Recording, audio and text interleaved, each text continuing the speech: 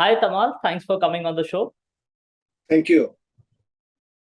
Now, in this week's column, you talk about the bond issuances. Now, the government has done quite well for the first half of the year till now. What is the reason for this? If you look at historically, this is the biggest ever government borrowing program, what we are seeing this year. And in fact, it started from COVID. And if you combine both center and the state, it's a historic high. But it is pretty smooth sailing. We are just about a week away from the end of this month and all. It has gone exceedingly well. And most importantly, without any support from the Reserve Bank of India. For the past few years, Reserve Bank of India have been buying bonds through the so-called OMO, open market operations.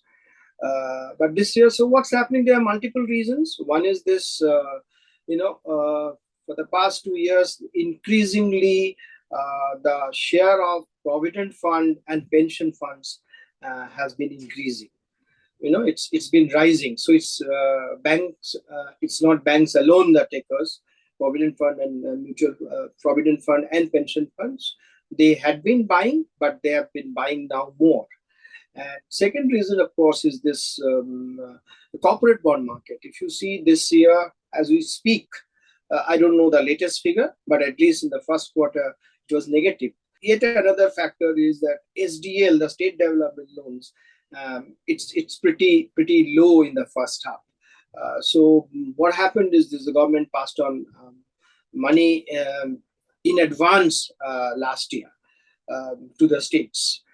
So that's why their requirement is also much less. You are not so confident about the second half. Why do you say the second half would be difficult?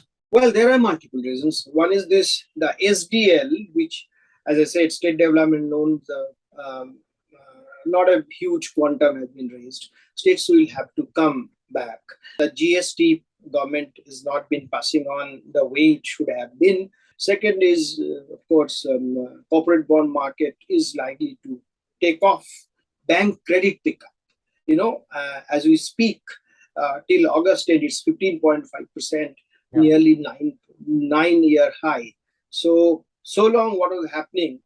Banks are happy. Instead of giving money, chasing credit, they're pretty happy parking their money in the government bond because it's secured. And yes, they were. If there is too much of volatility, there's a M2M losses, mark-to-market losses. They need to take care of that. But overall, they were pretty happy putting in money in government bonds in absence of credit pickup. But now the credit is picking up, and the liquidity also drying up in the system. If you see that, and now we are getting into the festive season, and a few states going for elections. So during that, both for elections and festive season, the currency in circulation go up. Yes, indeed, the government, if you look at the direct tax collection, GST collection, so on and so forth, it's pretty good state. So that may give us hope that, well, fiscal deficit will come down and government would not need to borrow as much as the budget had estimated. But no, if you look at the subsidies, the food, fertilizer, and gas, they would eat into this. So I don't think the government would come back and reduce the size of the borrowing. You highlight somewhere in your column that the share of foreign investors in bonds has been declining. But the talk of the town right now is India's inclusion in the global bond index. Is it the panacea for all of India's problems? Yeah, Ishan, it's a very right question. Everybody is discussing that.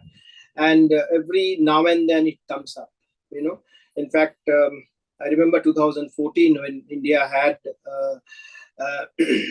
the record current account deficit. There were discussions between JP Morgan and Reserve Bank of India for inclusion in the bond index, but that did not happen. Now, historically, if you see, foreign money flow in the debt market is roughly about 1/3 of what's the foreign money flow in the equity market. We opened up the equity market immediately after economic liberalization in 91. But we opened up the debt market for foreign investors in 95. And trust you me, the first flow happened in 1997. That was just a measly 29 crores.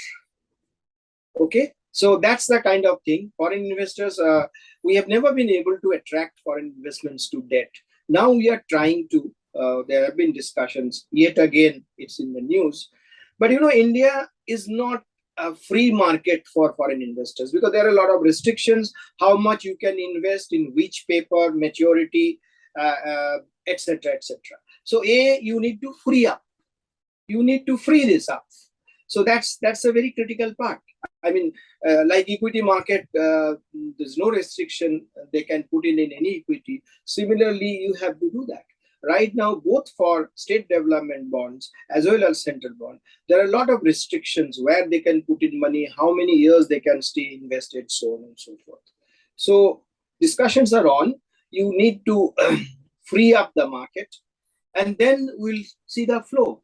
Now, there are pros and cons why the government and Reserve Bank of India, I would like to believe, is not too excited about it because they have been discussing the pros and cons. Now, what happened is this: once you become integrated with the global market, so there will be inflow, and once there is inflow, then your rupee will appreciate.